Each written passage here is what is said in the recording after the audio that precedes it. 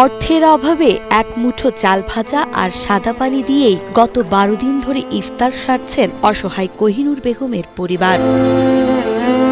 যেখানে একদিনের ইফতারিতে অনেকেই খরচ করেন হাজার থেকে লাখ টাকা, সেখানে সারাদিন রোজা রেখেও কোহিনুরদের প্লেটে জোটে না সামান্য এক টুকরো খেজুর। অন্য কোনো ভালো খাবার তো অনেক দূরের কথা, আর সেহরি চলে অন্যের থেকে চেয়ে আনা সামান্য শাক লতাপাতা দিয়ে। এভাবেই পঙ্গু স্বামী, বয়োবৃদ্ধ শ্বশুর শাশুড়ি আর ২ অবুঝ সন্তানকে নিয়ে টিকে থাকার লড়াই চালিয়ে যাচ্ছেন এই নারী। মন তো চাইলাম দুটা বাজে যদি না পায় তাহলে তো করার কিছু নেই।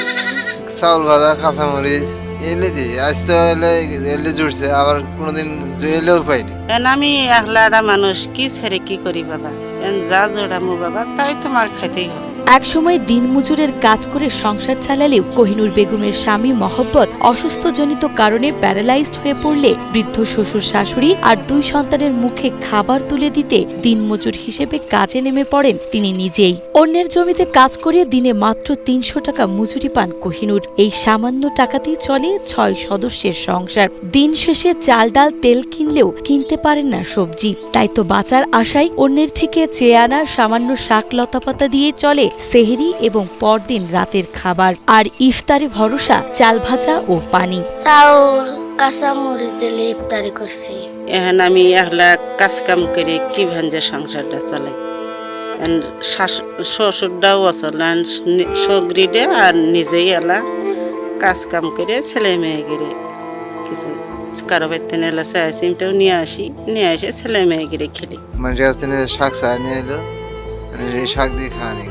হৃদয় বিদারক এই চিত্রটি রংপুরের কাউনিয়া উপজেলার মধুপুরের হজবত খাজা তিস্তাচরের ডাঙ্গারপাড় এলাকার। রাক্ষসে তিস্তার ভাঙন কয়েক দফায় কেড়ে নিয়েছে এই পরিবারের বসতভিটা ও স্বপ্ন। এখন অন্যের জমিতে ভাড়াই একটি ছোট্ট টিনের চালা তুলে কোনো রকমে রাত কাটান তারা। দিনমজুরের সামান্য সংসার চললেও কন্যা সমতুল্য পুত্রবধূর কষ্টে চোখ ভিজে যায় বৃদ্ধ শ্বশুর শাশুড়ির। এখন মানুষের জগৎ আছি, মানুষের 7 বার করে দাবড়ে দিবার চা, ঘর দিয়ে ভেঙে দিবার চা, যে তুমি জায়গা জমিন তোমরা নেওগা। বেটাও আসল, আমার আসল, বউ আর যা কামাই করে সারা বছর এইভাবে কষ্টই। তবে দারিদ্রতা আর নদী ভাঙনের এই নির্মম চক্রে কেবল কোহিনুর একা আটকে নেই, আটকে আছে তিস্তার তীরবর্তী বিস্তীর্ণ চরাঞ্চলের অধিকাংশ মানুষ। উৎসবের এই দেশে চরবাসীর কাছে ইফতার আজও এক কঠিন সংগ্রামের নাম। অভাবী এই মানুষদের বোবা কান্না সমাজের বৃত্তবানদের বিবেকের কাছে সহায়তা না পাওয়ার এক বিরাট প্রশ্ন ছুড়ে দেয়। ইফতার মনে করেন যে হয়তো 4টা চাউল ভাজা দিয়েও করে, হয়তো পরের রাতে আগা রাতের মনে করেন যে ভাই একটু ভাত থাকলেও সেটা দিয়েও মনে করেন যে ইফতার করে, নাহলে 4টা শুকনা মুড়ি, সাদা মুড়ি